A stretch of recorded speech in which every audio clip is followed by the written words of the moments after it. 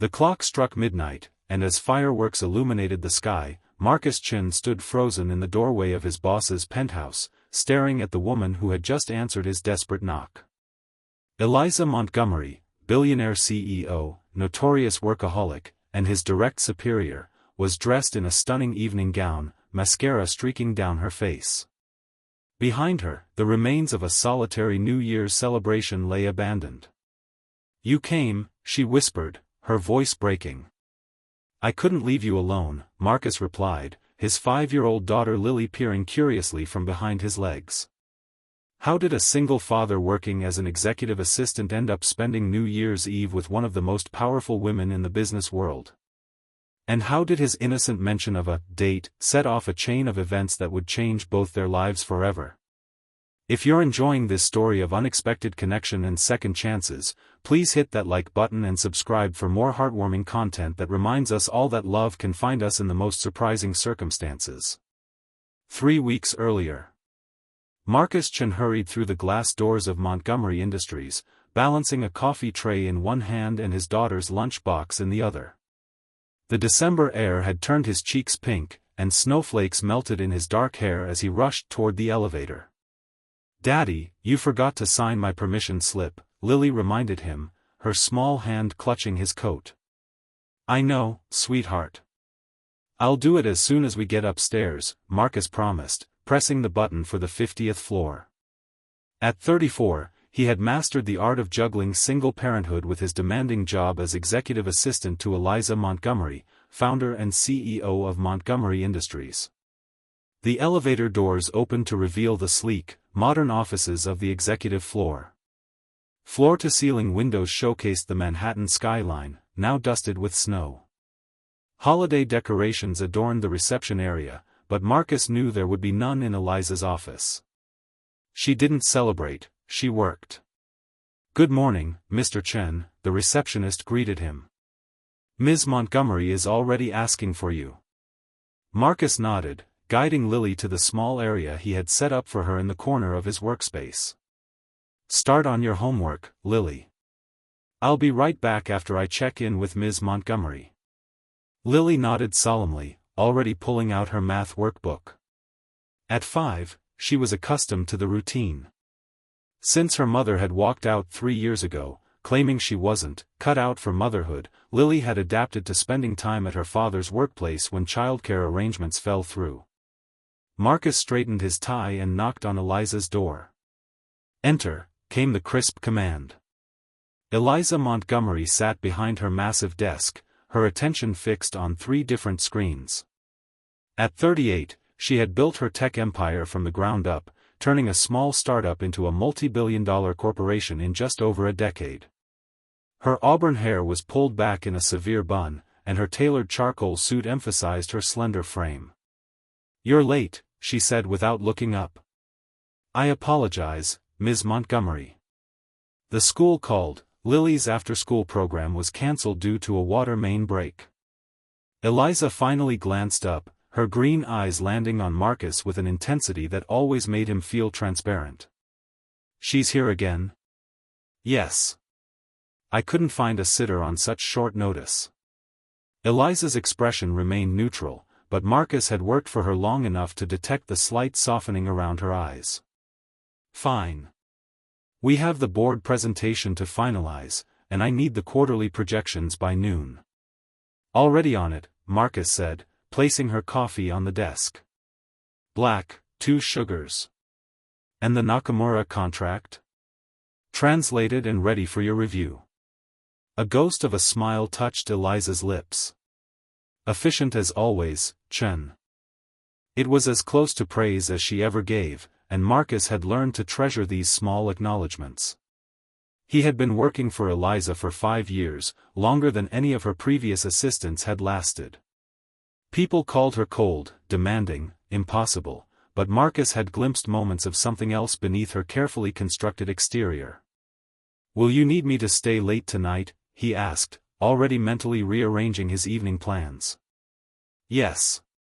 The Tokyo team wants a conference call at 7. Marcus nodded, calculating how he would manage Lily's dinner and bedtime. "I'll make the arrangements." As he turned to leave, Eliza called after him. Chen.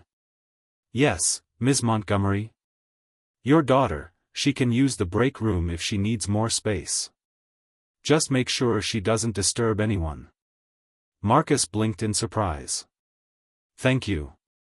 That's very considerate. Eliza was already back to her screens, dismissing him with a wave of her hand. The days leading up to Christmas passed in a blur of meetings, presentations, and late nights. Marcus navigated the holiday season with the precision of someone who had learned to function on minimal sleep and maximum caffeine. Lily spent more time at the office than usual due to her school break, quietly coloring or reading in the break room that Eliza had suggested. To Marcus's surprise, Eliza didn't seem to mind Lily's presence. Occasionally, he would catch his boss watching his daughter with an unreadable expression. Once, he even found them together, Eliza explaining the basics of coding to a fascinated Lily on her tablet. She's quite intelligent, Eliza remarked afterward, almost reluctantly. She asked questions about algorithms that some of our interns wouldn't think to ask. Marcus couldn't help but smile with pride. She loves puzzles and figuring things out. Her teacher says she's advanced for her age. Something flickered across Eliza's face, a shadow of emotion quickly suppressed. You should encourage that. The world needs more women in STEM. On December 23rd, the office closed early for the holiday break.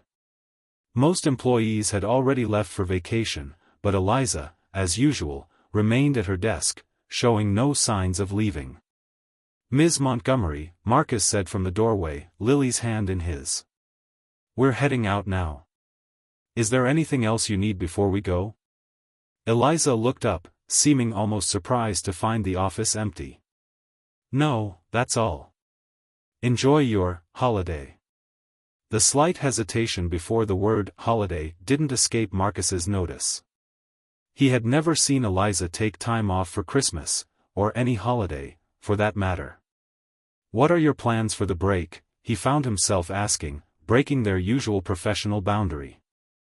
Eliza's expression closed off. Work, Chen. There's always work to be done. You're not visiting family? No. The word was clipped, final. Marcus hesitated, then nodded. Well, Merry Christmas, Ms. Montgomery. Merry Christmas, Ms. Montgomery. Lily echoed cheerfully, waving her small hand. For a moment, Eliza's composed facade cracked, revealing something vulnerable beneath. Merry Christmas, Lily, she replied softly. As they left the building, Marcus couldn't shake the image of Eliza alone in her vast office on Christmas Day. Christmas came and went in a whirlwind of presents, cookies, and video calls with Marcus's parents in California. Lily was delighted with her new science kit and the collection of books Marcus had saved up to buy her. They spent the day in their small apartment, building a fort in the living room and watching holiday movies. On December 27th, Marcus received a text from Eliza, "Need you in the office tomorrow. 8 a.m. So much for the holiday break, he thought, already arranging for his neighbor Mrs. Patel to watch Lily. When he arrived at the office the next morning, he found Eliza looking as if she hadn't left since he'd last seen her. Dark circles shadowed her eyes, and her normally immaculate appearance showed signs of strain. Are you all right, Ms. Montgomery? He asked, setting down her coffee. Fine, she replied curtly. The Westfield merger is moving up. We need to prepare all the documentation by January 2nd. Marcus nodded, already mentally canceling his New Year's plans, not that he had many. As a single father, his social life had dwindled to occasional dinners with other parents from Lily's school. They worked through the day, ordering in lunch and dinner. Around 9 that evening, as Marcus was organizing the final documents, Eliza spoke unexpectedly. Do you have plans for New Year's Eve, Chen? The question caught him off guard. Nothing special. Just spending it with Lily, probably.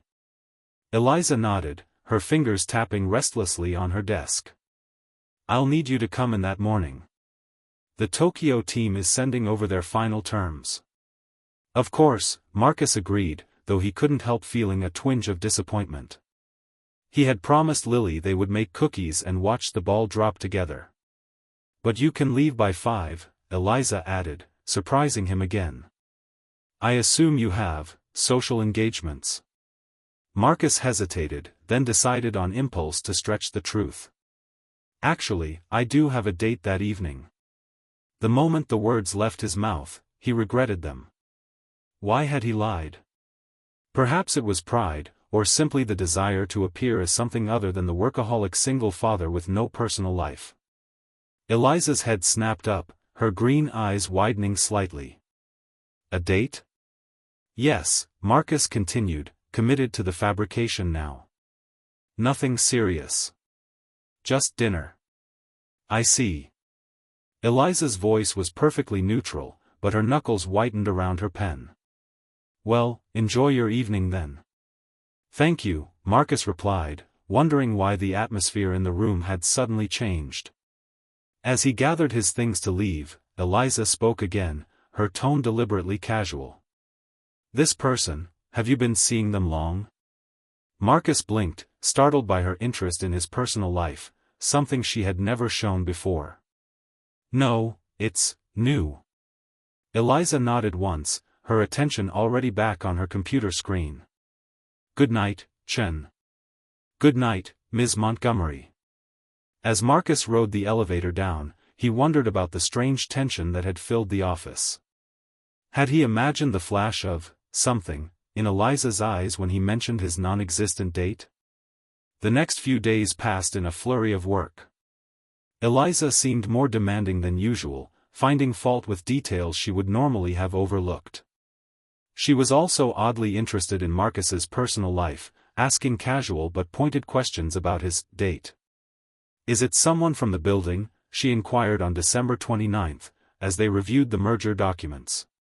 No, Marcus replied, improvising. Someone I met through friends. Was all Eliza said, but her pen tapped an agitated rhythm against her notepad. On December 30th, she asked, will your daughter be with you on this date? No, she'll be with a sitter, Marcus answered, the lie growing more elaborate with each question. Eliza frowned. On New Year's Eve? Shouldn't she be with family? Marcus felt a flash of irritation. With all due respect, Ms. Montgomery, I rarely take time for myself. One evening isn't going to harm my relationship with my daughter. Eliza looked taken aback by his sharp tone. Of course. I didn't mean to imply otherwise. The conversation ended awkwardly, with both of them retreating behind professional facades.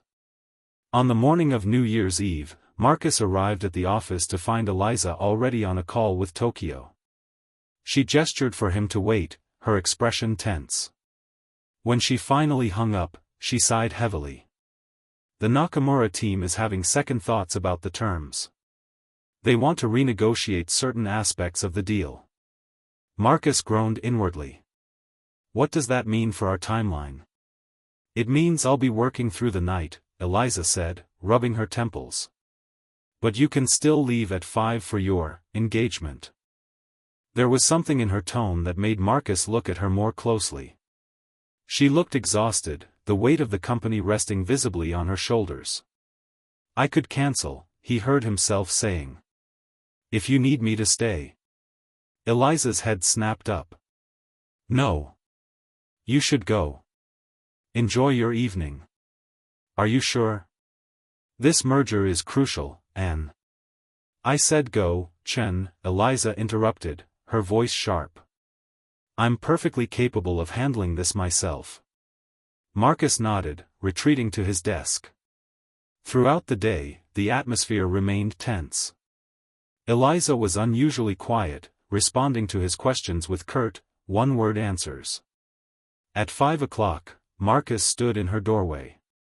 I'm heading out now, unless there's anything else you need. Eliza didn't look up from her computer. No. Happy New Year, Chen. Happy New Year, Ms. Montgomery. He hesitated, then added, try not to work all night. A bitter smile curved her lips. What else would I do? The question hung in the air between them, loaded with unspoken meaning. For a moment, Marcus was tempted to invite her to join him and Lily for their quiet celebration at home, to confess that there was no date, just a single father and his daughter making the best of the holiday. Instead, he simply nodded and left, the weight of his lie sitting uncomfortably on his shoulders. At home, Marcus and Lily spent the evening making cookies and playing board games. As the clock approached midnight, they built a blanket fort in the living room and prepared to watch the ball drop on television. "Daddy, why do people kiss at midnight?" Lily asked, her small face serious as she arranged pillows in their fort. Marcus smiled, adjusting the blanket roof. "It's a tradition. People believe that kissing someone you care about at midnight brings good luck for the new year." Lily considered this. "But we don't have anyone to kiss." "We have each other," Marcus said, tapping her nose gently. "And that's more than enough." As they settled in with their cookies and hot chocolate, Marcus's phone buzzed with a text message. He was surprised to see Eliza's name on the screen. "Hope your date is going well. The Nakamura team just pulled out of the deal. Could use your input if you're available later." Marcus stared at the message, reading between the lines. The merger was falling apart, and Eliza was alone at the office on New Year's Eve, facing a major professional setback. "Lily," he said slowly, "how would you feel about going on a little adventure tonight?" Lily's eyes widened with excitement. "A real adventure? Where?" "To my office. My boss is having a tough night, and I think she could use some company." "Ms. Montgomery?" Lily asked, her face brightening. "I like her. She showed me how computers think." Marcus smiled, touched by his daughter's simple acceptance. "Yes, that's her. We'll bring her some cookies and maybe help her feel less alone tonight." "Like a cookie rescue mission," Lily declared, already scrambling to her feet. 30 minutes later, they were in a taxi heading toward Montgomery Industries, a container of homemade cookies balanced on Lily's lap. The city streets were alive with New Year's celebrations, crowds gathering in anticipation of midnight. When they reached the building, the security guard recognized Marcus and waved them through with a knowing smile. "Working late again, Mr. Chen? And with your little one too?" "Something like that, Joe," Marcus replied. "Is Ms. Montgomery still upstairs?" "Hasn't left all day," Joe confirmed. "You're a good man, coming in on New Year's Eve." The elevator ride to the 50th floor was silent, Lily clutching the cookie container with solemn responsibility. When the doors opened, they found the executive floor dark except for the light spilling from Eliza's office. Marcus approached quietly, Lily's hand in his. Through the glass walls, he could see Eliza sitting at her desk, her head in her hands. She looked smaller somehow, vulnerable in a way he had never seen before. He knocked gently on the door frame. "Ms. Montgomery?" Eliza's head jerked up, her expression shifting from despair to shock. "Chen. What are you doing here?" "Your date. We brought cookies," Lily announced, holding up the container proudly. Eliza stared at them, confusion evident on her face. "I don't understand." Marcus stepped into the office, guiding Lily forward. "I got your text about the Nakamura deal. I thought you could use some support. But your date?" "There was no date," Marcus admitted, feeling a weight lift as he spoke the truth. "It was just me and Lily, making cookies and watching the ball drop." Eliza's eyes widened. "You lied? Why?" Marcus shrugged, suddenly embarrassed. "I don't know. It seemed pathetic to admit I had no plans on New Year's Eve except hanging out with my 5-year-old. That's not pathetic.